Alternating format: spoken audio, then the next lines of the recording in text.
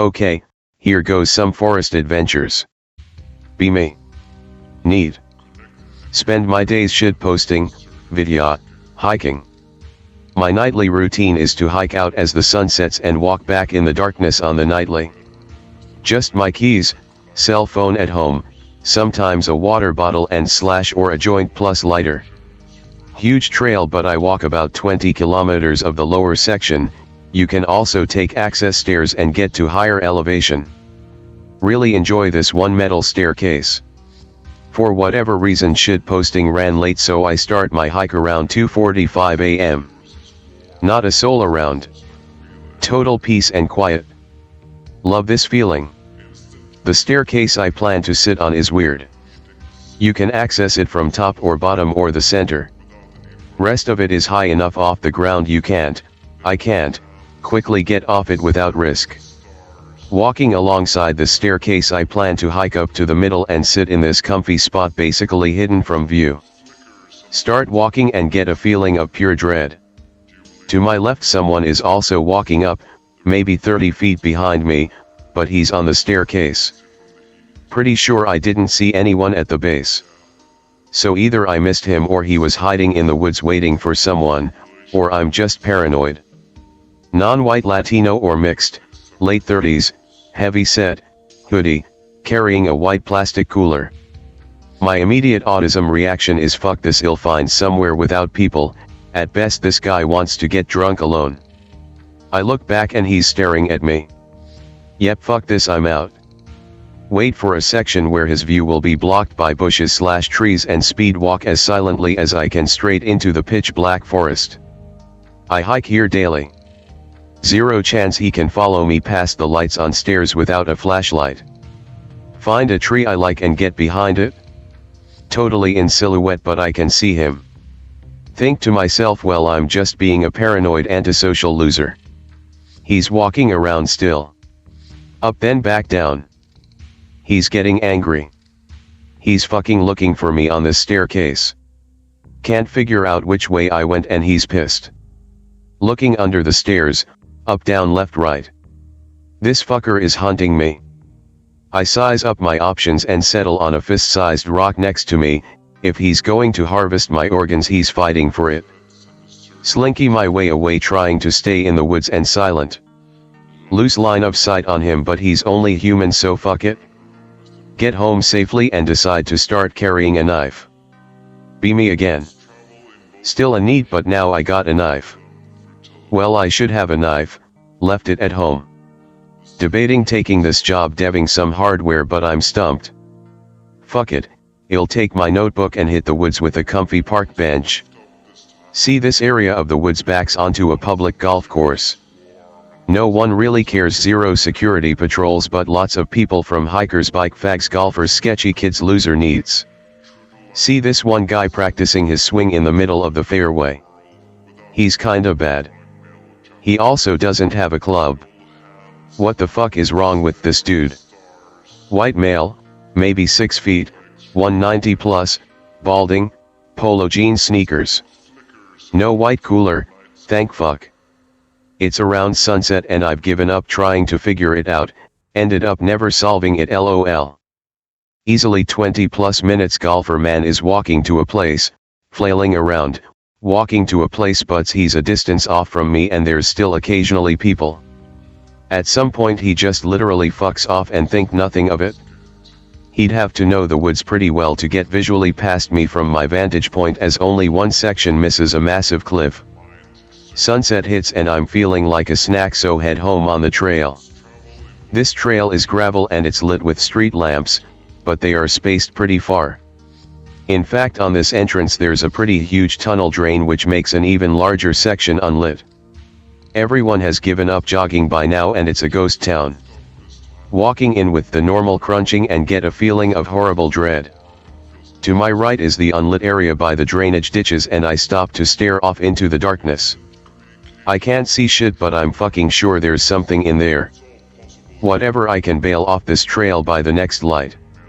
Start walking bit faster and thinking of excuses. Maybe it's a coy wolf. Maybe in being wild / dread is full on. My spine feels on fire. Impending doom. Turn around and Buddy is 10 feet behind me staring at me. How the fuck is he there? How the fuck didn't I hear him? Did he walk outside the GRA// fuck these thoughts, I need to be gone. If I'm getting murdered in the woods it's on my fucking terms, over there looks better. Bolt my hand to my pocket like my knife is there and run as fast I can to the light post. Turn once I reach it and jump into the wooded section next to the path. He's not chasing me? Okay. Pop back out of the woods, he's ran opposite from me and I lose sight of him. WTF just happened? Who is this guy? Did I just get out forested? I'm legit kind of mad my 9,000 hours of forest need walks failed me. Start really carrying a knife now. Be me still. Think either I'm insane or this guy stalks people in the woods.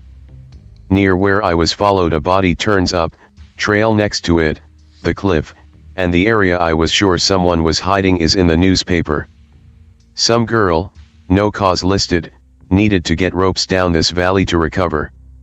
Wonder if he would have tossed me off the cliff as they never list as suspicious. Eventually mention this to my GF. She's a schizo weeb who thinks is best girl and loves reading about serial killers. Tell her about him, leave out his baldingness and age. Tells me she saw some 40s bald dude trying to follow her, she crossed the street and took out her knife from her purse and he turned around like nothing. Joy. Few weeks go by, we hike a ton together and get drunk in the woods. We're pretty into people watching and will sometimes hike the long way around into lookouts and just watch. It's almost sunset and the trail is packing with normies. Notice my shoe is untied and go to fix it. GF points out a dude. Holy fuck, it's him, he's hasn't see us, let's fucking do this. Immediately try to tie my shoe up and he turns around. He spots us. Wide-eyed expression of shock. By the time I stand up from fixing my shoe he's full on sprinting. Grab GF, we chase. Full on dog chasing car mode, but it's daylight and I didn't forget it. He beats us to the trail and turns left. It's a big court, he's got nowhere to g// how the fuck? He's gone. Did he jump a fence? Is one of the parked cars his? Is this what this feels like to chase and lose someone? Man, this feeling sucks. Double back with GF and wait on a connecting side street but never see him. We eventually give up on finding him and I move to a new city. Never ever am I without a knife and flashlight now. Used to go visit Grandpa up outside of Bozeman in the winters. Grandpa is this tiny little, frail old man, but he's hardy as fuck.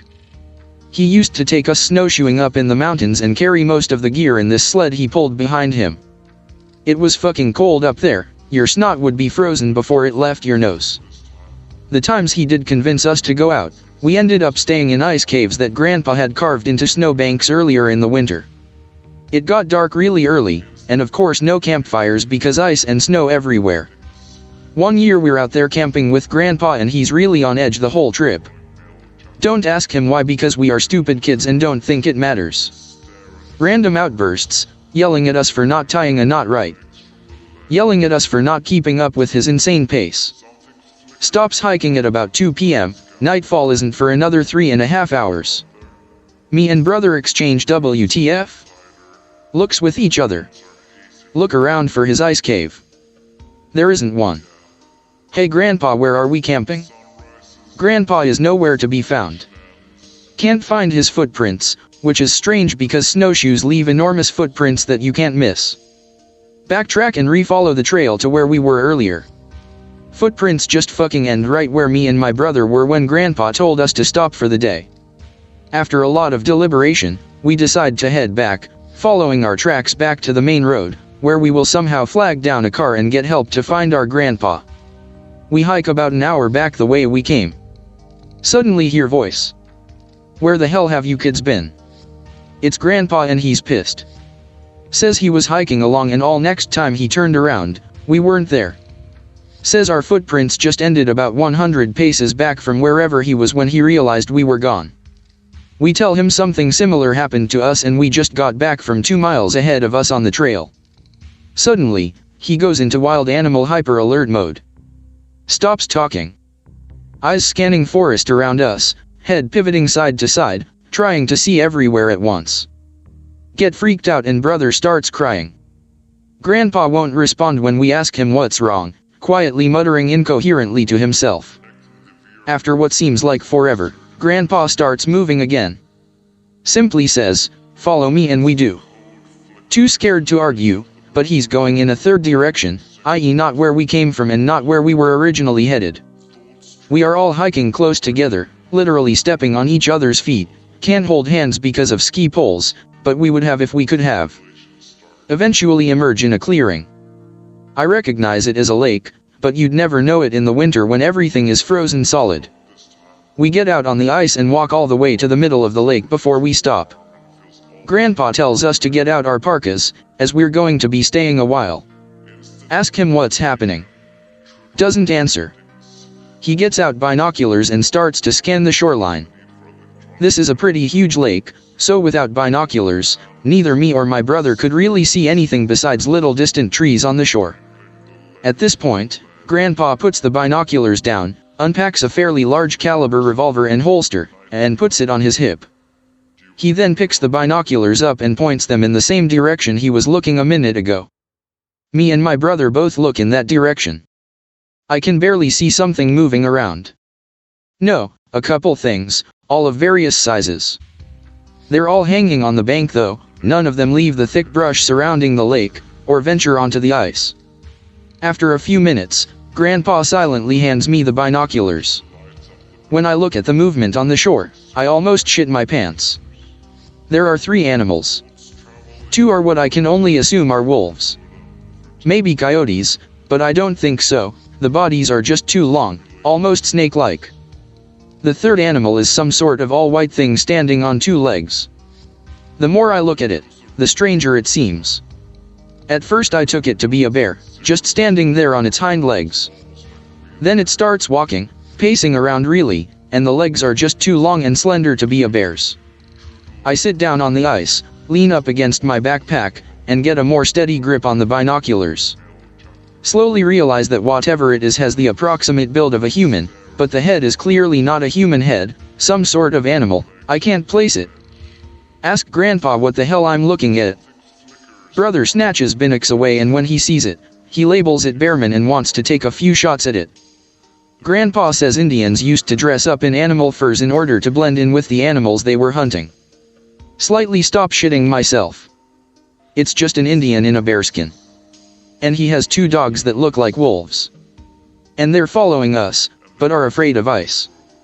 Start shitting my pants all over again as I realize that this is about 100 times weirder than a real bearman. It's starting to get dark, and we're still out there on the ice. We're all watching the Indian / bearman / whatever the fuck it is and his dogs / wolves slowly wandering along the coastline, clearly avoiding the ice, but clearly trying to get out onto it somehow. Every once in a while, they'll change direction, as though they were pacing back and forth. In the time I have the binoculars, I see the thing, and his dogs / wolves motionless and staring directly at us many times. No one breaks the silence for a long time. When it gets too dark to see anything on the shore, Grandpa relaxes, puts down the binoculars, and actually starts to make camp as though nothing had happened. Of course we don't have a tent, but we do have sleeping bags, and bivy bags to keep the blowing snow off of them, and the wind off our faces. Me and my brother look at him like he's crazy. We're going to sleep out here. I say something like, what about that guy? Holy shit, he's right over there. Doesn't matter, we spend the long night in that exact spot. Next morning, we can't locate any animals or bear men after 45 minutes of scanning the trees around the lake. Grandpa deems it safe enough to head back by now, and since he knows these woods so well, we take a different route back to the main road than we took to get there. After 1 mile, he's doubling back, staring at mountain tops and measuring angles between them with his arms, and I'm convinced he's lost. In the next moment, several things happen all at once. With no warning, a huge moose gallops out of seemingly thin air and almost crushes my brother, managing to push him on the ground. Grandpa collapses for an unknown reason. The three of us form a triangle, and in the middle is a slender person covered in all white fur, like a polar bear, and with a bear head, or maybe a mask, but it looked pretty damn lifelike. The two wolves, I'm sure they're wolves now, are circling at a distance, or rather, one is circling, I don't see the other. Bearman lets loose a scream like you imagine Bigfoot might make when caught in a bear trap. Grandpa half sits up, points revolver, and fires off 3 shots at the thing in rapid succession. Huge puff of snow like a silent explosion, and can't see anything for a few seconds. Now a second moose goes hurtling through, and after it's gone and the snow has settled down, the bearman is gone too, no traces of blood to be found.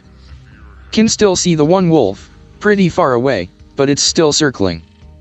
We proceed to book it out of the woods, taking the shortest and most direct route off the mountain. Think that Grandpa isn't really sure about where he's going, but nobody gives a shit, we have to keep moving. Still think I see the wolf out at the edge of my vision, several hundred feet out through the trees, or maybe it's both of them. We eventually do get back to Grandpa's car, turns out he did know where he was going. It's been covered in fresh snowfall since we left it there. There's 10-inch paw prints all the fuck over it and around it. Nope. We clean off the snow and see that there are dents in the hood, like hail fell on it, but they're right under where the paw prints were. Nope.tar.gz.biz.nope. On the drive home, we all swear to never speak of this to Grandma or to my mom. Have to swerve out of the way of a huge roadkill. Almost drive off the road. Stop just in time. The thing in the road is a huge mound of fur with no distinct animal-like forms. No head, no legs, no tail. Blood everywhere. Looks like a giant skin thrown over a giant mound of flesh. It moves. Nope. Grandpa peels the fuck out, drives home 30 miles per hour over the speed limit, and we never look back. Wife asks me to go camping. Hate the idea. She is excited though. Sure, why not? We drive to a secluded bit of land her grandparents own. Spend hours setting up the tent and campsite. We get ready. Go hiking. It rains a little. We get a little wet. We double back. Get back just as it gets dark. Make a fire. Wife is getting a little low energy. We eat and talk for a while. Decide to go to sleep. Inflatable mattress. Double sleeping bag. We get in together. She is shivering. Ask if she is okay. I'm fine. She keeps shivering. I don't feel good. You said you were fine. I don't want to ruin our trip. Oh boy, Uchitaga home. Feel her face. She's pretty hot. Well, it won't be any fun if you don't feel well. I think you may have a fever. I guess. Let's go home. Get up and get her to the car. Start it and turn on the heat. Start packing up our stuff. In the tent, deflating the mattress. The horn beeps. I run out and over to the car. She says there was someone around our camp. Said they were crawling. As soon as she saw them move and was sure it was someone, she beeped the horn. Can tell she is upset. Don't believe her though. Tell her to relax and go back to packing. Gather everything outside the tent. Step back in to roll up the mattress. Hear her yell my name. Sounded like it came from the woods. Why is she outside the car? Here, help X, my leg is bleeding. Rush out. Glance at the car. She is asleep in the seat. Wave of fear. Hear something yell again. Help me. Still sounded like her but somewhat off. Too raspy and deep. Take down the tent. Just roll it up. Shove it in the car. Left a few things. Got the fuck out of there. Driving a little fast. Wake wife up and have her put her seat belt on. Get home and ask her to tell me what she saw. She said it was white, thought it was a naked person crawling behind some trees. She saw them stand up against the tree and she beeped the horn and they dropped down and ran. Too spooky for me. Okay, so I have a story. Not sure if it is paranormal, but freaked me out. Live in Arizona. Went camping with some work friends in Sedona area. Near river, wooded area. One friend has speech issues. Had some rhoticism issues, couldn't say our sounds says very well. Anyway, went camping in a remote area. Set up camp near river since it was before mosquito season. Rhoticism guy is quiet type, just sort of falls into background. Don't see much of him, everyone is running around exploring and swimming. Gets dark, things settle down. Rhoticism guy still not around, but no one is too worried. Grown-ass man can take care of himself, not that late either. Getting darker, starting to worry. Rhoticism guy finally shows. Takes seat by campfire, stares blankly into it. Ask if he is okay. Yes. Ask where he was. Says nothing. He has always been aloof and quiet, so just let it go. He's back, safe, that is all that matters. Start having fun with other friends again. Forget about rhoticism guy, he just sort of slips into the background as always. Go to bed, rhoticism guy and few others stay up. Felt good going to bed, but couldn't fall asleep. Got more and more restless, drifting in and out. Kind of have to piss, thought maybe that would help me sleep. Get out of tent. Rhoticism guy still in his exact spot, barely able to see him from the burned down coals. Nearly shit myself, creepy as fuck. Fuck, just can't describe it, he was sitting there, completely still, just looking at the coals. Rub hands together and put them near fire pit, like he was warming them with a big fire. Not sure what to fucking do. He turns and looks at me. Finally decide to say something. Maybe something freaked him out from when he disappeared. Maybe he saw a dead body or something and is now in a catatonic state. Start calming down. You okay? It is like 4 a.m. Suddenly stands up and starts talking. Acts cheery, but can't seem to put emotions behind it. Babbles on for a few moments about the sun coming up soon and getting another good hike in before having to leave. Wants to go for a hike with me. Like, right that damn second. Doesn't want anyone else to come or know where we are going. Doesn't want to me even change clothes or put on shoes. Gets more and more persistent. Suddenly, realize that he is pronouncing words perfectly. Rhoticism guy cannot say some words correctly for his life, this guy has not messed up a single word. Start freaking the fuck out. Say that I am going to wake up others. Go towards the tents, rattle them, yell to friends that it is time to get up. Never take eyes off of rhoticism guy. He sits down, returns to his pose of just staring at the coals. Most friends get up. Pretty pissed at me. No fucks are given about that. Say anything needed to keep them up. One guy bitches about the cold, talks about getting firewood. Rhoticism guy offers to join him. Oh fuck, oh fuck, oh fuck. Don't know what to do. Out rhoticism guy? Try to lie to keep him still. Or just let friend go off with him and be thankful it is not me. Retarded me, I volunteer to join them. Rhoticism guy stares at me for a moment. Might have been a glare, might have been just a calculating stare. Either way, I know that I saved my friend's life. Rhoticism guy follows us, slowly, just really fucking creepy. Like he didn't fit with us. Do not leave friend's side for a second, keep looking back at rhoticism guy. Friend gets the idea that something is up. He starts looking back at rhoticism guy too.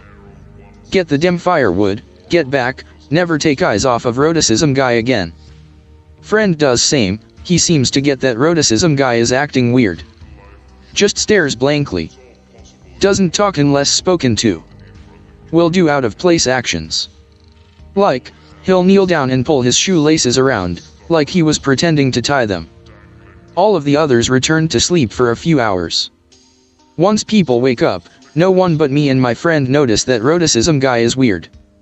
He will randomly talk to the others, trying to get them to go off alone with him. No one does since he was always so weird about it. He asked one guy if he wanted to go piss for example. Rhoticism guy might be quiet but fuck, he isn't that ass by. Keep close eye on him, make sure no one gets alone with him.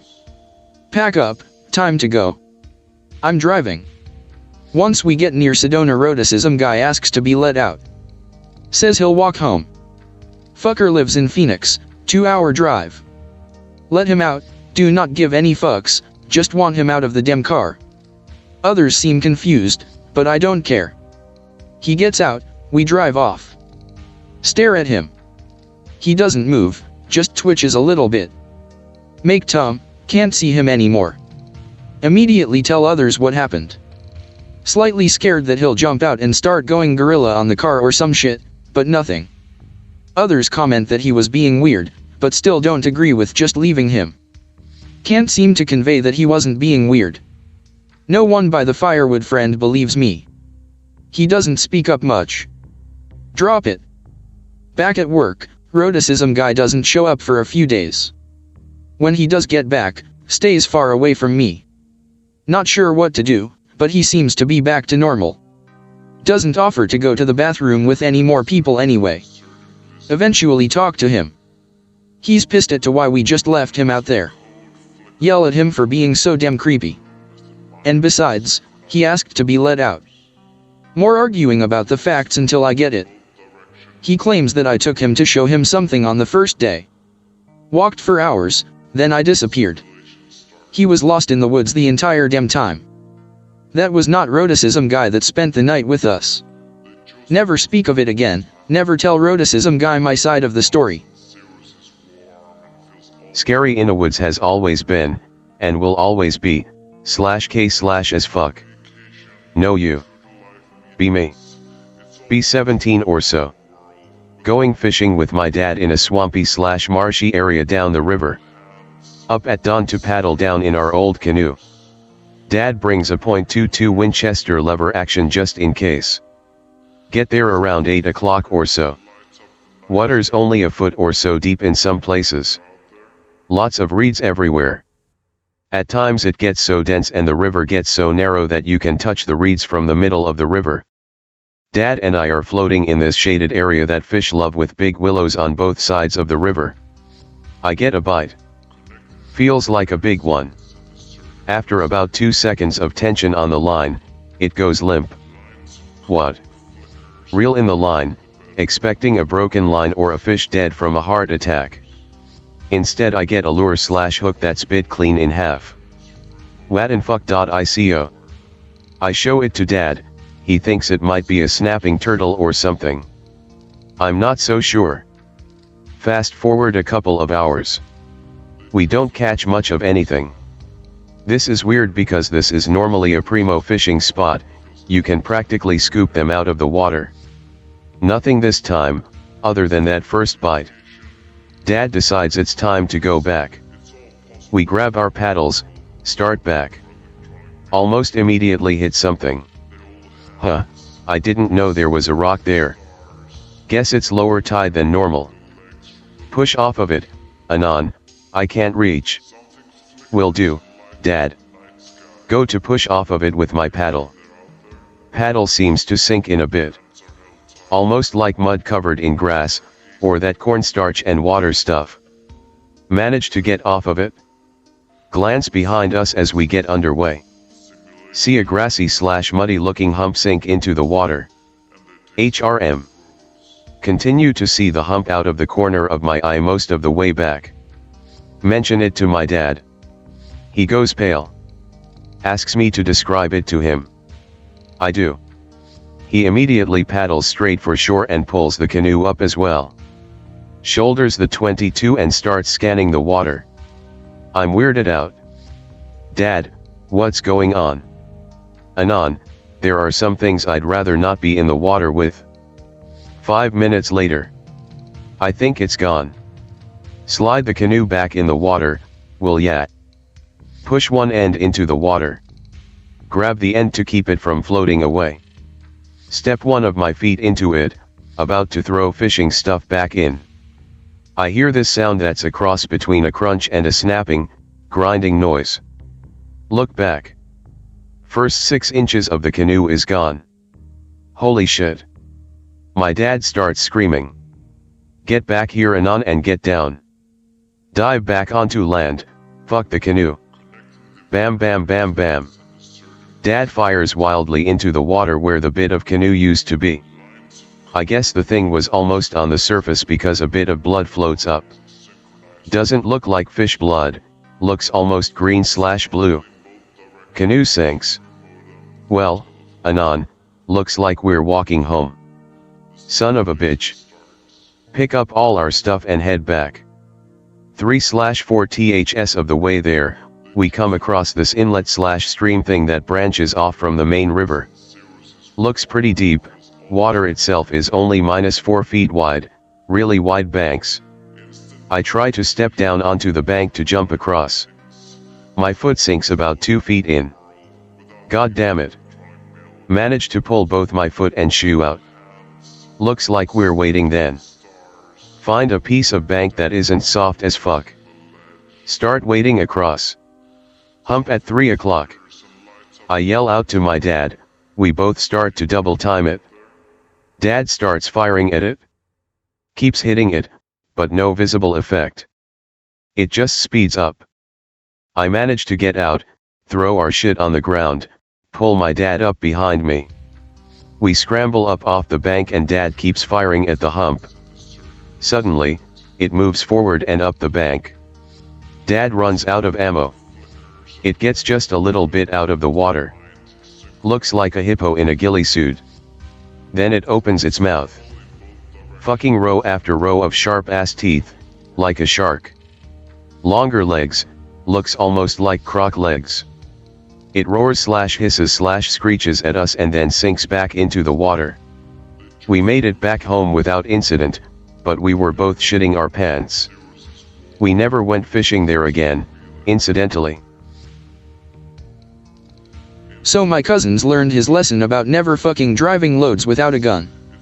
And he ends up needing that gun. In another story I could tell, it's not really paranormal per se, but if people are into hearing it, I'll write it up.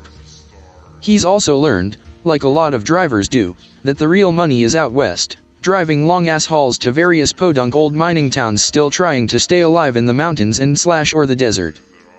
That's big, open, unforgiving country, and there aren't many people willing to, and/or capable of, driving across it for 12 hours trying to beat a deadline. There are even fewer drivers you can count on to do it consistently, since just about all the ones willing to do it in the first place are souped up on meth, coke, or whatever the fuck else will keep them up long enough to see a delivery through to completion. My cousin, as we've established, is clean, and has been for a long fucking time. He's a hard worker, he's desperate for cash, and he's got a good van. He doesn't make excuses, and he doesn't get pulled over driving loads of shit he hasn't weighed. All this means that my cousin is a very in-demand man. And, what's more, it means that he ends up doing a lot of high-leverage jobs that need to be done quickly and correctly, and as such, jobs that pay very, very well. Our second story begins with my uncle being asked to do just such a job. A good, trustworthy dispatcher has a client who needs a shitload of parts delivered to his business in Flagstaff for an order that needs to be assembled and sent off ASAP. They need the parts by tomorrow. Problem is, my uncle is in Denver, and that's an 11-hour drive through hard mountains and desert. Making matters worse, the load is technically too heavy for his van. The client is desperate, however, and the dispatcher is willing to pay a ludicrous amount of money to get these things there on time. I'm talking $3,000 for 11 hours of work, with gas paid for. So fine. My cousin, called him uncle in the last post. I've always called him Uncle Bill, since he's so much older than me. I assure you that he is in fact my cousin, and not my uncle. Hooks up with the dispatcher and they load the van as full as it's ever been. If a cop pulls him over, my cousin is fucked. He sets out plenty early, after a full night's rest, unlike the NC incident. Most of the drive is uneventful, though a cop does pull alongside my cousin in UT and eye him suspiciously before peeling off to pull over a speeder. My cousin heads south through Navajo Nation just as the sun begins to set. This is his first time in the nation, and he's going in with the darkness. Yes, you do know where this is going. It's creepy out there, in the middle of nowhere, my cousin says. He happens to get just the most beautiful night, stars as far as the eye can see, and he feels like his van could just lift right off that old ass highway and float off through them. He's passing the time pleasantly enough, thinking back to time spent on the reservation back in the Midwest, we're part Ojibwe, when something catches the corner of his eye. Black blurs flitting along the very edge of his brights, off to the left and way far ahead. He turns his head as he drives past, but of course he can't see anything, since it's dark as hell. But the shapes persist. He rubs his eyes, shakes his head, and tries to refocus on the road. But they're still there. He's gone several miles now, but the shapes are staying in front of him. He wonders if there's something wrong with his headlights. Maybe a dead bug on one of them. Then there's a long, flat patch of desert illuminated by the moon, and he gets his first good look. Wolves? Maybe a quarter of a mile directly to the left of his car? Nah, one wolf, running weirdly, but keeping up with him?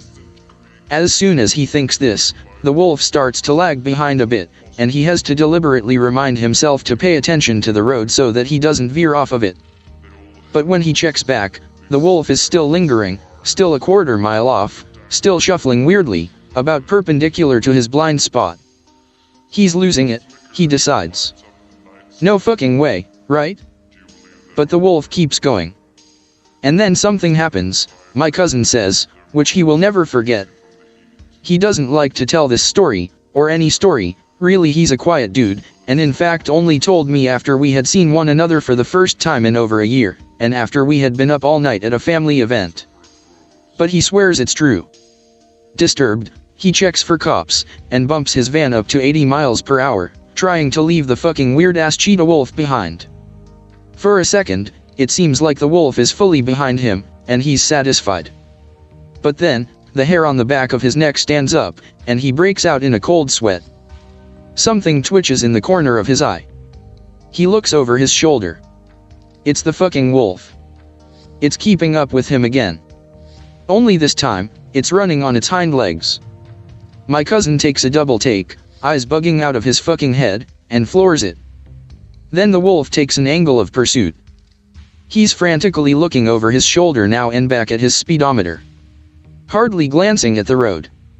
The wolf is drawing closer, even as my cousin pushes the pedal down. Before too long, the wolf is running on the edge of the road. Then, slowly, it starts to veer across the other lane. About a mile ahead, my cousin sees two big headlights barreling down the opposite lane. He decides he is going to do everything in his power to make sure that the semi hits the fucking wolf, because he is in a full-on fucking adrenaline-fueled panic. Gulping, sweating so badly his hands are slipping on the wheel, breathing loudly through his mouth. The wolf keeps inching closer. Finally, my cousin flat out floors it with everything he's got. The engine whines, straining against the heavy load. The semi barrels towards them. And in the instant before the semi hits the wolf, blaring its horn as loudly as it can. The wolf is right next to my cousin's driver's side window. I've never heard Bill lie before. This is what he says happened. I don't know what to believe. It presses its body flat against his car, and it stretches into black shadow. Eventually, he swears, it takes on a humanoid form, with exaggerated facial features that it presses against his window. As the semi blazes past, it smashes its huge eyes and Cheshire cat grin flat against his window, to the point where it fogs up on the outside. He can't tear his eyes from its eyes. It's the most malicious smile he's ever seen, and something feels wrong, icy cold, in the very core of him. Once the semi is past, the thing leaps away, shrieking with ear-splitting laughter and perching on a nearby rock. My cousin can hardly breathe, and he vomits into the seat next to him and continues to floor it. The thing stays behind, screaming and gasping with laughter. He makes it to the drop, still fucking cold and nauseous. He can't look the client in the eye. He smells like vomit, and he tells the client this story. Again, Bill's a very quiet and very private dude. He must have been shaken to say anything about this shit to a stranger. The client is certain that he's drunk, and my cousin never delivers for him, or drives through the nation, again.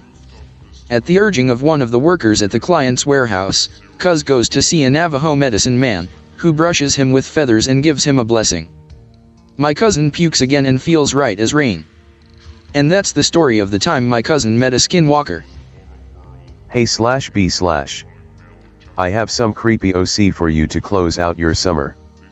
It's kinda TLDR, but if you can get off your high horse for the 10 minutes or so that it takes me to share this shit, then I think you'll be pleased. Then again, it is summer, so I'll probably just get lellled right the fuck out of here. I took these pictures earlier today, so there isn't a timestamp. However, to prove that I'm not trolling, here is the exact location where these pictures were taken. Pic related. If you want to call me a liar, then that's fine, but at least have the balls to go here and prove it yourself. I will commence creepy dumping on the next post. Inf4 ops camera sucks, yeah, sorry I can't afford a paparazzi machine like you. Inf4 herdoer copypasta, prove it. 3 days ago, my last living grandparent, my mother's father, passed away at the age of 89. He was a World War II vet, and my mom tells me that after returning home from the Navy, he was never quite the same. In fact, he was pretty paranoid about nearly everything. I was never really allowed to stay at his house. In 1965, his wife died suddenly, with no real explanation. My mother tells me that my grandfather became extremely fearful of a nuclear war with the communists, and that he started to dig a bomb shelter out of the rock and limestone on his land. I had never saw the bomb shelter until today, when the family was going through my grandfather's belongings. Pic related, it's the entrance. Go on. I had only ever asked my grandfather about his hand-dug cave one time in my life, which was when I was about 16 or so, when we got together for Christmas. He didn't really seem to want to talk about it. He just told me to not ever go there, because it's just a damned what the word in the blank was. I've never been able to figure out, no amount of Googling helped me determine what he said. All I know is it sound like Asu air. The way he said it was creepy enough that I never asked about it again. This picture is a view back towards the door after you go down some steps. I hadn't even thought about the shelter since then until today, when my mother asked me to go and check it out and see if I could find anything worth putting into the estate sale. To be honest, I was pretty excited. I thought maybe I'd find old gas masks, non-perishable food items from the 60s, and maybe even some forms of entertainment that he had planned to use to keep the family busy in the event of an attack. This picture is the first hallway, which curves off to the right at the end. The first thing I found was this rudimentary toilet. Of course, time wasn't kind to it, so there wasn't much left. It had obviously been in disrepair for years. I just snapped a picture of it and kept going. Although, I did have to admire the work that had to have gone into chipping away at the rock, one heave at a time. Bumpin'. But further down the hallway, I came to nothing more than a bunch of old rusted garbage on the floor. I instantly felt my heart sink, because I had such high hopes for what this exploration would yield. It was beginning to look like my grandfather had just given up at some point on his dream of crafting a shelter. Pic related, it's the garbage. But you'll notice that, in the previous picture, the hallway curves off to the left. I was expecting to hit a flat wall of rock, but instead, I found a huge, iron door that was padlocked shut. Fortunately for me, it had become rusted to all hell, so I was actually able to just pick up a decent-sized rock off the floor and hit the padlock until it busted the entire loop that it went through. Opening the door was another story though. It was extremely heavy and had become rusted shut over the years. I found a shovel back in the garbage heap and used all my strength to force it open with a lever action. Pic related, it's the view after I got the damn thing open. I like where this is going. The only thing back here was a hallway that did abruptly end where he had stopped digging. But there was a doorway off to the right. I went through the doorway and inside this room looked more like a cavern than a bomb shelter. As I looked around, I noticed this fucking carving in the stone. At first I thought, oh, no big deal, maybe he just came back here to pray or something. But that's when I started to notice that there were more carvings. Suddenly, I see this face, carved in the rock. There were faces everywhere. Seriously. It was as though there were a bunch of ghostly faces staring you down in that room. Pic related. And here's another example. I noticed that while the previous one appeared to be a soft, female face, this one was an angry, male face. And there were really quite a few of them, I don't know, probably 6 or 7. They were all carved into the walls as though they were facing that cross carving. Worshipping it or something. I happened to look down at the ground below the skull carving, and there, sitting in a bunch of concrete rubble, was a mother. Fucking bone. And don't get me wrong. I'm not just a fucking Nancy. This was no deer bone. This was clearly a human bone. My heart was pounding out of my chest. As I started to look more closely, I saw more bones coming out of the concrete, as though human remains had been dumped in a batch of quick-dry cement or something. Then, I could have sworn I heard a quiet laugh from the corner of that room. And I fucking bolted. I ran out of that room like the devil was chasing me. I ran all the way out of the shelter, all the way back to the house. WTF? Did the post with the bone just get deleted? Or is /b/ just acting up again? These pics have no EXIF. What the hell, did a mod just delete my last post? What's that? Anyway, can't. And then I saw this one. Unlike every single other carving in this room, which were faces, this one was clearly meant to be a skull. It seemed so out of place, since I felt that the rest of the room had religious connotations to it. Why was there a skull? Well, I found out soon enough. MOAR.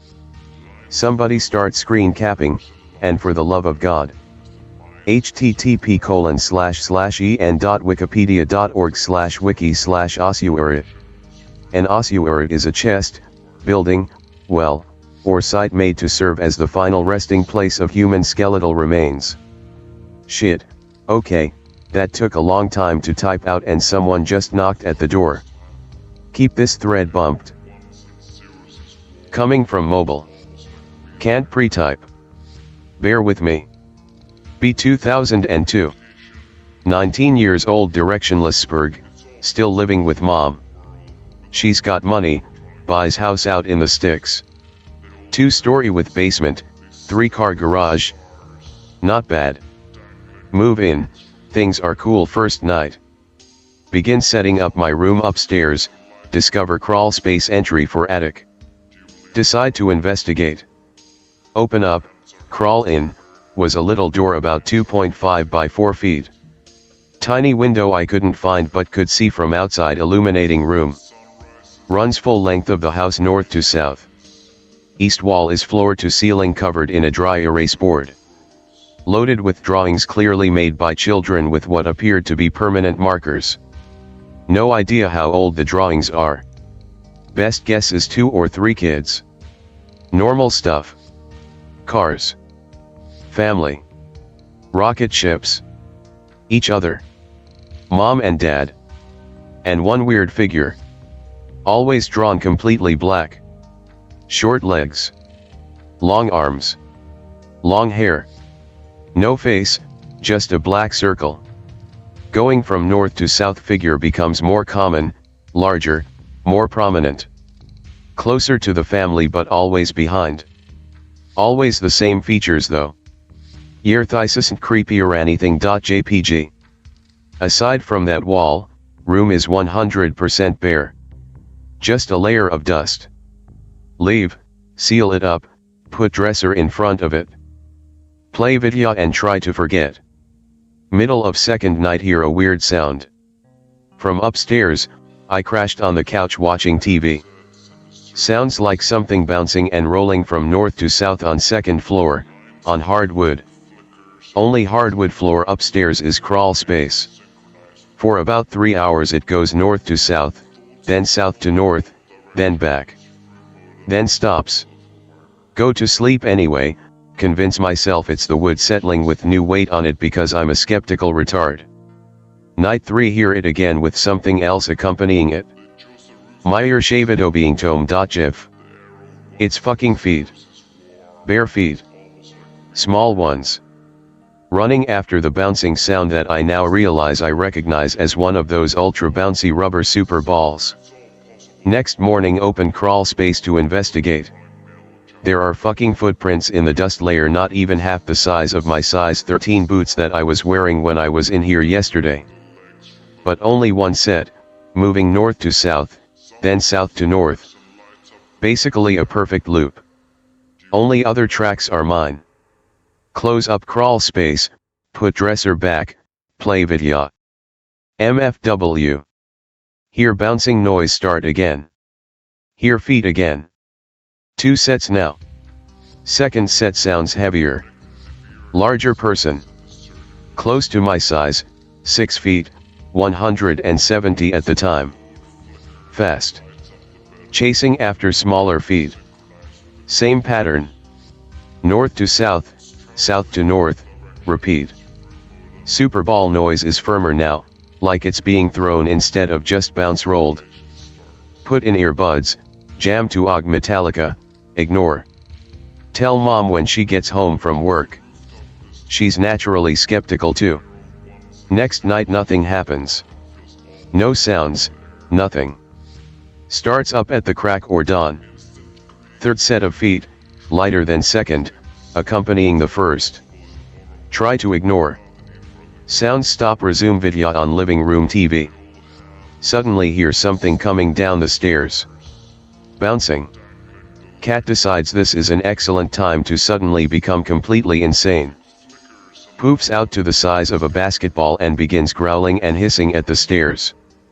A motherfucking super ball comes bouncing down the stairs and I hear tiny footsteps run away from top of the stairwell. Again MFW. Mid-July in Iowa, nearly 95 degrees out IIRC. AC is off because broken. Massive cold draft now coming from upstairs. Cat fucks off to the porch, yowling and screaming like he's being eaten. Pick up and stare at super ball. Looks old as fuck. Chunk missing out of it. Take outside, throw in dumpster. That night, no sounds. Nothing. Garbage pick up the next day. Silence for a week.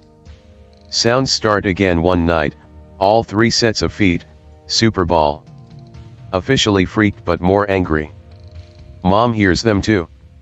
Go upstairs, to your open crawl space. Footprints fucking everywhere in dust. 3 distinct sets of little kid footprints. And 1 set that looks like Shaq has been in our attic. Barefoot. 4 toes, missing pinky toe. Larger than my boot. Way too fucking spoopy for me. Seal crawl space. Spend 20 minutes caulking the door shut to make sure it stays that way. Going back downstairs, hear footsteps behind me running across the hall. Look back. The fucking super ball is at the top of the stairs. MFW. Slowly back downstairs. Sounds start again about 30s after I sat down. But quieter. Only the lighter feet and ball. Decide to check something. Turn on upstairs light that illuminates top of the stairs. MFW, the fucking ball is gone.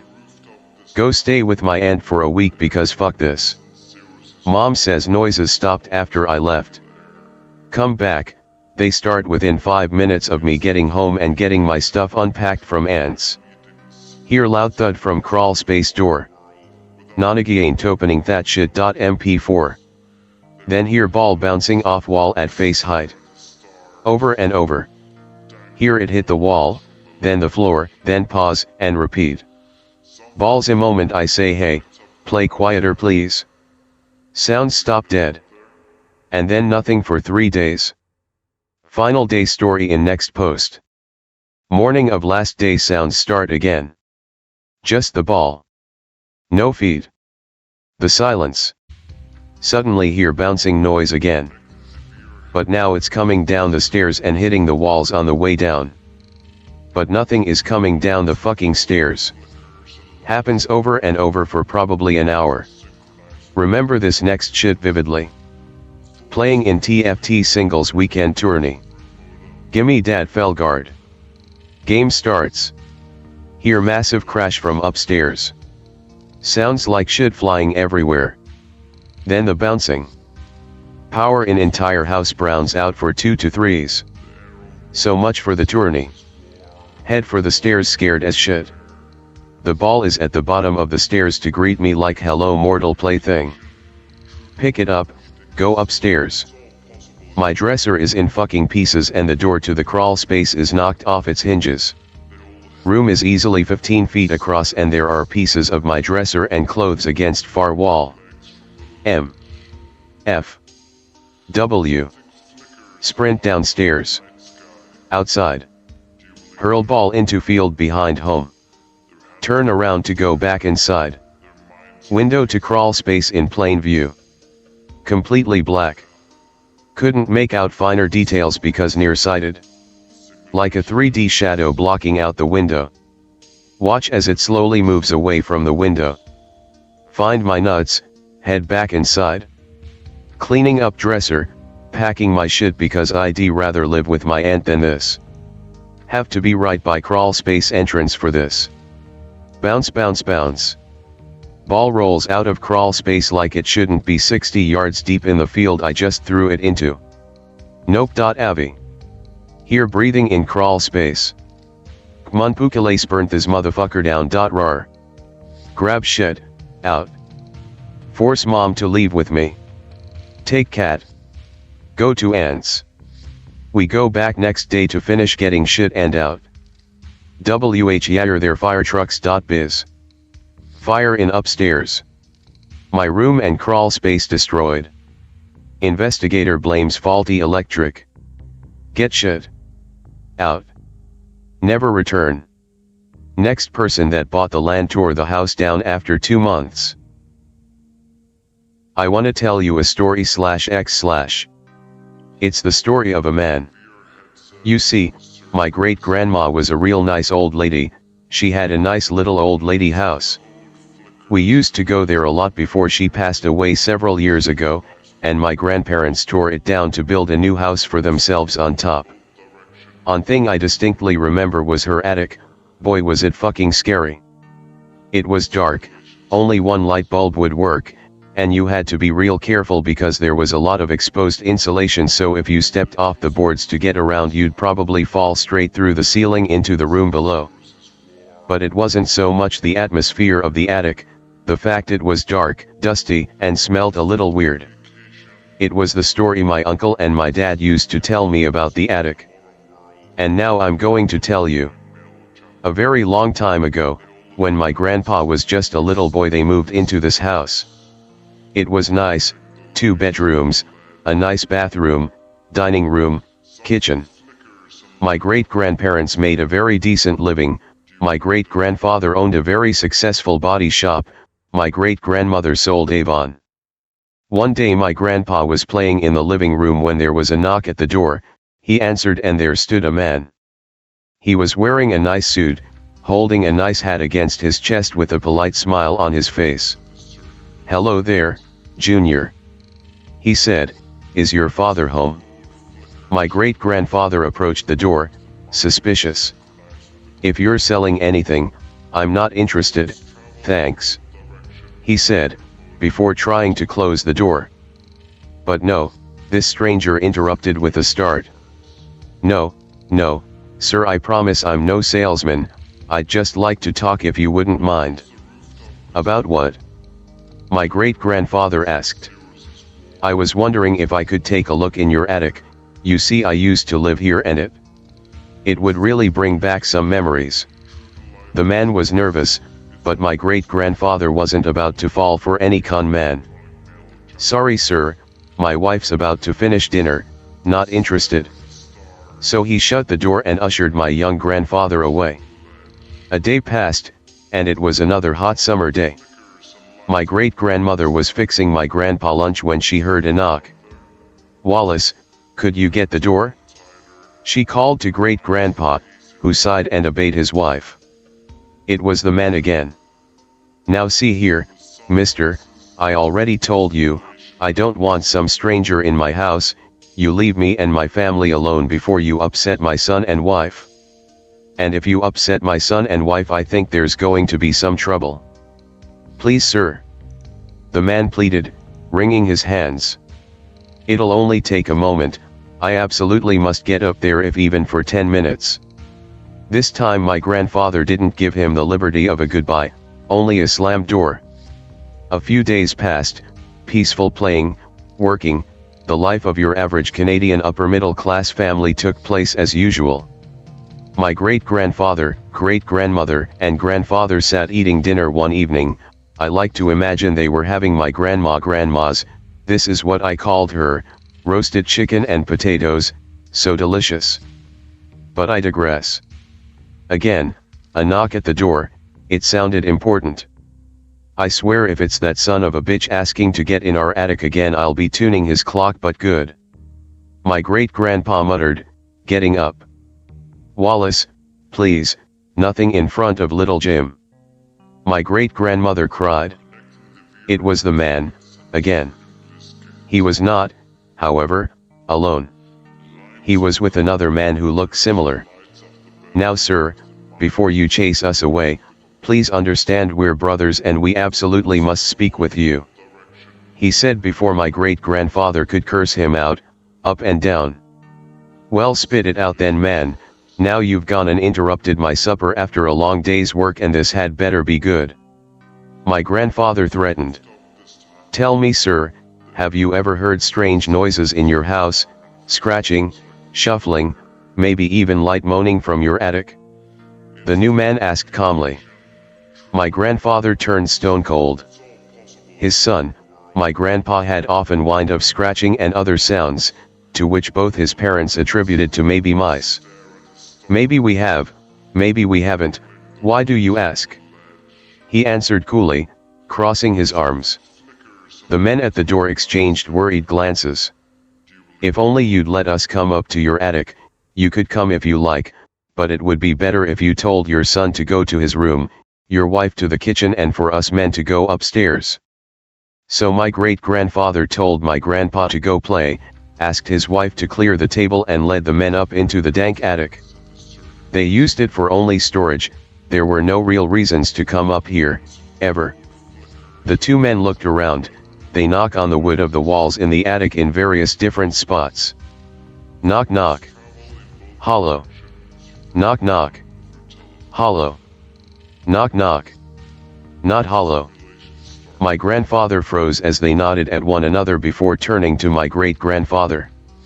Now, sir, please believe us when we say we'll pay for any damages that need to be fixed, and that what we're about to do may be very shocking, maybe even frightening to you, so you may very well not want to see what's about to happen. My great-grandfather pondered right then and there about turning his heel and wading downstairs, but no, he had to be the man and stay for his family's sake. Go ahead then, what's in there? He asked. He wished he hadn't. The two men pulled at the boards, peeling away the old wood fairly easily. My great-grandfather felt vicious bile build in his stomach and throat. The smell, oh God, the smell. His body was frail and gnarled, his skin was a ghostly white, his bared teeth yellow as freshly boiled sweet corn. His eyes were open, glazed over and staring. The pupils were milky, he was blind. The white were barely that, instead they were bloodshot to a point that was almost unbelievable. His fingernails resembles long, brown talons. Horror filled my great-grandfather as the two men bowed their heads. It's him, said one. The other only sighed and covered his nose with his sleeve. This thing, this remnant of a once living man, was dead, but freshly. That was when my great-grandfather had reached his boiling point. Now you had both better explain to me right now just what in God's name is going on here. Is this some sort of sick joke? I ought to blow the brains out of both of you where you stand. He bellowed. Sam, go get the blankets from the car, 111 explain. One man said as Sam nodded and left. Asterisk, sir, please understand, we're no monsters, You see, this is our brother. He began fretfully, looking at the mangled creature in the wall. Asterisk your brother? You 6 sons of bitches locked up your own brother in the wall. My great-grandfather cried out, placing a hand on his queasy stomach. Never, sir, never, said the man. My father just passed, we never even knew this poor boy existed our whole entire lives, my other brother and I. Now it would seem our brother here was born with some sort of mental retardation, something that my father and mother couldn't handle as parents, so they chose to do the unthinkable rather than face the public with their shame. He explained, motioning for the shell of a man. Mind you, this story takes place in a time when something like a mental defect was seen as a terribly embarrassing thing. My grandfather held his head, he looked at the dead man in the attic, then back to the stranger. Get this thing out of my house, send someone over to patch up your mess, and then never, ever come near my family again, you hear me? He ordered. Asterisk you can rely on that, sir. We had not wanted to bother you in the first place, but we couldn't sleep at night knowing some poor family was stuck with him living up in your walls, you see. He probably was sucking the moisture from the ceiling and eaten bugs and mold, I would think. It's amazing he could have survived. My grandfather solemnly said nothing. He only watched as Sam returned and the 2 men bundled their strange, demented, and dead brother, leaving with a courteous thank you followed by a repairman and a generous fruit basket a day later. When my grandmother asked what had happened, my grandfather could not bear telling her. Rats, he said. Just rats. Right/X/ I have a story for you, so sit a while and listen. This takes place 3 summers ago during a boar hunting trip, down in a very rural area of the Ozark South. My main reasoning for sharing this here is that, ultimately, I don't believe in the paranormal. However, I believe I may have run across something that I couldn't explain and I want some input. Fair warning, I'm no good at Greentext. However, I'm not going to assault you with a wall of text. In any case, enough pretense aside. Be back from college and wanting to get out into the woods. Be bored as fuck on a Friday night, and decide to head out super early for boar hunting with a buddy of mine, JD. JD is an Eagle Scout, not prone to being spooked very easily, and I have been hunting in places ranging from deep south swamps to Alaska. We pack our shit up, and leave his place around 12:30 a.m. After stopping for energy drinks and beef jerky, every hunter's best friends, we end up getting out there at around 2:15 a.m. We'd hunted this area for boar many times in the daylight, seen tons of deer, squirrels, and even a baby fawn that fell asleep by the warmth of our car engine once. Basically, a nice place. We pullin' off the gravel tract, 40 miles from town and 3 miles from a podunk gas station/deer check station. Decide not to fuck about in the woods at night. We'd had a mountain lion walk in our tracks on a previous hunting trip. Roll down windows and try to take a short nap.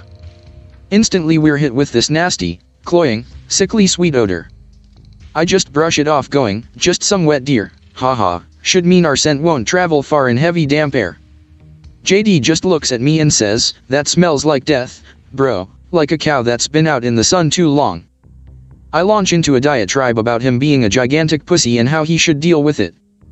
In any case, since we don't want either to be mucking about in woods home to mountain lions in the dead of night, or be accused of night hunting by some faggot ranger, we decide to go check and see if the podunk gas station is open. Surprise. JD's shitty old 4-banger won't start. Fine, looks like it's a nap followed by hunting while we wait for some toothless mechanic to come jump-start his car. All the while, this smell just seems to be seeping in through the vents, and the cracks in the windows. It gets to the point where I'm actively retching in the car.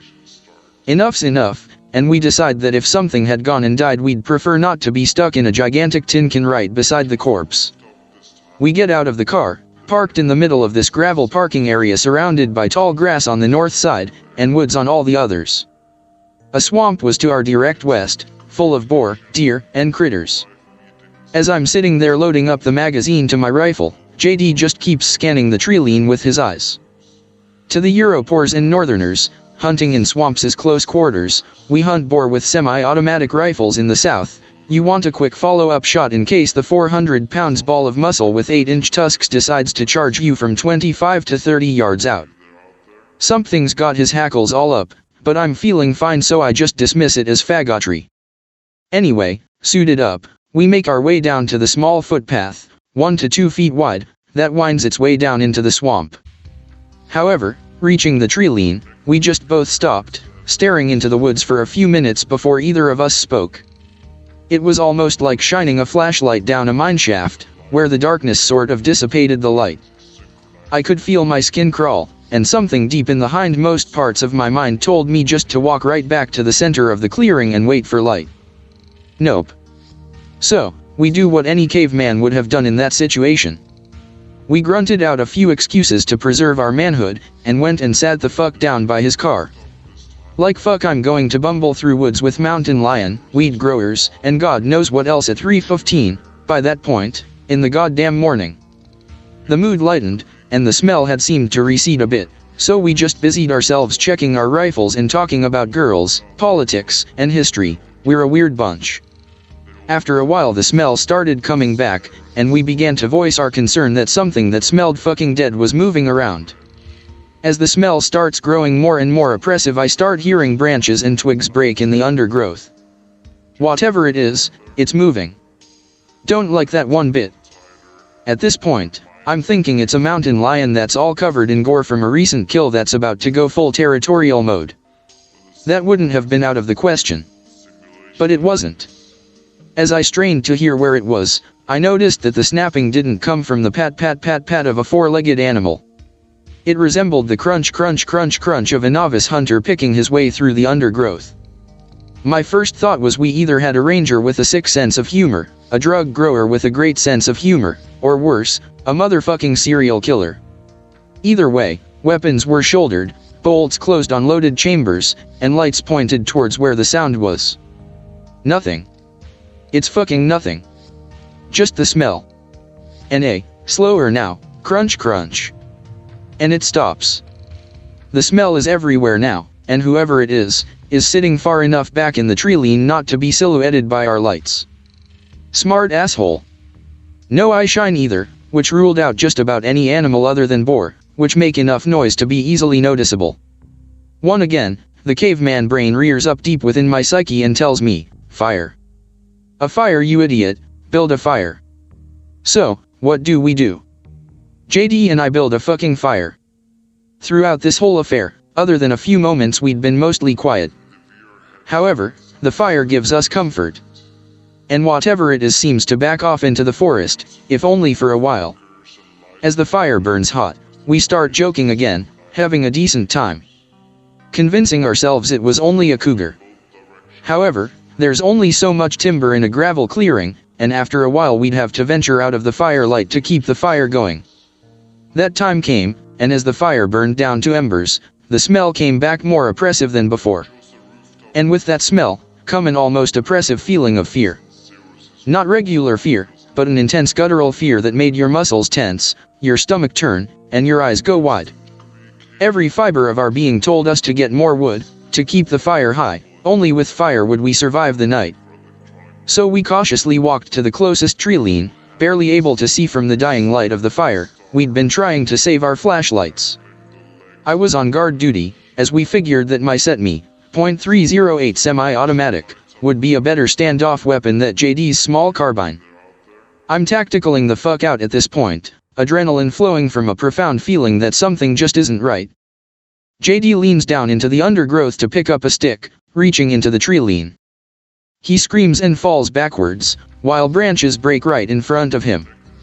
He gets up, freaking out, dusting himself off. Saying he saw something, staring at him first.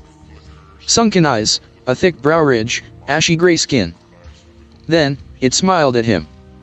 Not so much as smiled, but curled back its lips in a Cheshire grin. We are at Nopekin one, gentlemen. I wish, but sadly no. I'm going to ignore the next hour of this hopscotch game of the fire dying, the smell growing more intense, him, as we call it now, drawing nearer, building the fire back up, and him retreating back to stay away from the firelight. However, it should be noted that this entire time he was circling us. probing our defenses, seeing if it could find a way to get up close without being seen. By the time 5 a.m. rolled around, we'd exhausted almost all of the dry firewood that wasn't within the tree line, except for the tall grass on the northeast side of the road in. We of course, do what we have to do, and slowly pick our way over to the tall grass. By this point I have taped a flashlight to my rifle, and switch it on as we leave the fire to get some dry grass. As JD is filling his hands with tinder, I check my right-hand side, and look down the road. I wish I hadn't. Just as I swing my flashlight over the road, I see him for the first time. It's grayish-black, with either sloughing skin or matted gray fur, I honestly couldn't tell. It crossed the 10-yard-wide track what seemed like instantly. Hunched over, maybe 5.5 to 6 feet tall, moving like a gorilla does. It's over. Something in my head just starts screaming it's over. It knows you've seen it. It's not just being territorial. It's circling like a predator. It is a predator. That feeling hadn't been one of fear, but of impending predation. Somehow, the lower parts of our subconscious had known what was going on long before we did. In any case, we ran back to the fire, popped the dry grass on top and waited for the smell to recede. It didn't, it was close, very close, and this time it wasn't moving. So we pushed out, and got in the trunk of JD's car, and listened as it passed behind the front of his car back into the trees. In a burst of brilliance, I decide that we either make the 3-mile run, through dark countryside to the gas station, and pray the lights are on. Or, we build a fire big enough that one of the farmers or someone driving the main road can see it. We end up deciding that sprinting 3 miles through dark countryside, guns on our backs, could at the worst get us devoured by him or shot by a terrified farmer. So, we do the next best thing. I pull a fucking small tree out of the ground. I'm not talking about a bush, I'm talking a small 8 to 9 foot tree. It's amazing what adrenaline can do for you, so much adrenaline where your facial muscles are drawn tight, and your eyes dilate to being nearly black, JD's description of my face. In any case, the fire burns bright, very bright, after a while and he retreats further into the woods. This fucking tree burned a long ass time. Eventually, maybe 30 minutes after throwing the tree on the fire, 3 lifted trucks come barreling down the road and fly into the gravel parking area. The first truck had an obscene amount of those off-road lights on the bull bar and roof which lit up the whole glade like the fucking sun. The smell almost goes away entirely, still there, but almost imperceptible. No one gets out of the first truck. A man wearing a National Guard t-shirt and ACU pants hops out of the second truck with his hand on his hip, concealed pistol. He questions us for about 10 minutes, makes us disarm, clear our chambers, and set our rifles in JD's car. He tells us there's a bum ban, we shouldn't be out here fucking around, etc. etc. We explain our car died when we came out hunting, and made that as a signal fire. He just looks at us strangely at the word hunting. Walks back to truck number 1, comes back, tells us not to come back there unless we have all of our ducks in a row. Truck 3 drives over and a man hops out to jumpstart our car. I shake his hand and thank him profusely, and he gives me a worried, but sympathetic look. He doesn't say much but walks back to his truck and drives away. Truck 2 drives away shortly thereafter. We've got all of our shit packed up. Truck 1's window rolls down and a rather fat man in a polo calls me and JD over.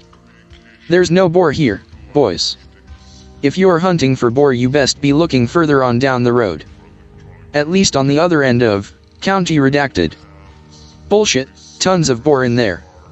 But I don't say that. I'm not going to mouth off to the hillbilly militia that just saved my life. So I thank him for his advice.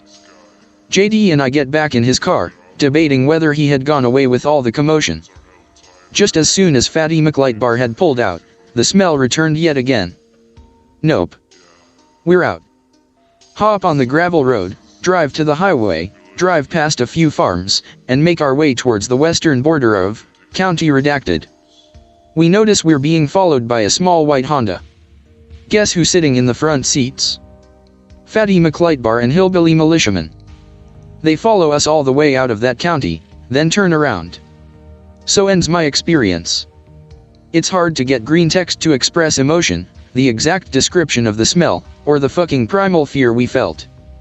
I wrote an after-action report of sorts the morning after that hunt, but haven't been able to find it after I moved, hence the green text. In any case, I've debated going back with more than 2 people to hunt him, but I'd like to know what exactly I was dealing with. This is of course, not touching the fact that the Hillbilly Militia Patrol seemed to know more than they were letting on. Ideas, /x/fills?